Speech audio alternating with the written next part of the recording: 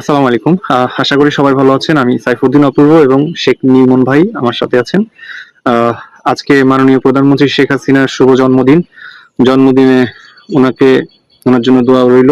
উনার আল্লাহ যাতে উনার নেক হায়াত দান করুন, উনাকে দীর্ঘজীবী করুন এবং আহ, খুব শীঘ্রই ইনশাআল্লাহ উনি দেশে আসবেন এবং বাংলাদেশের এই ক্লান্তি লগ্নে উনি এসে আবার বাংলাদেশের হাল ধরবেন এবং আমাদের দেশটাকে আরো দ্রুত এগিয়ে নিয়ে যাবেন বিশ্ব দরবারে, সেই প্রত্যাশা রইল। আর এই জন্মদিনে তাকে খুব মিস করছি। হয়তো বাংলাদেশের মানুষ বুঝতেছে না যে তিনি কি ছিলেন বাংলাদেশের জন্য। তারা হয়তো বুঝতে পারবে। দোয়া রইল, উনি যেখানে থাকেন আল্লাহ ওনাকে ভালো রাখেন, উনি আবার যাতে খুব শীঘ্রই দেশে আসতে পারে সেই প্রত্যাশা রইল। আসসালামু আলাইকুম সম্মানিত দেশবাসী। আজকে আমাদের প্রিয় নেত্রী জননেত্রী শেখ হাসিনার ৭৮তম জন্মবার্ষিকী। তার জন্মবার্ষিকীতে মহান রব্বুল আলমিনের কাছে আমি দোয়া করি, আল্লাহ রব্বুল আলমিন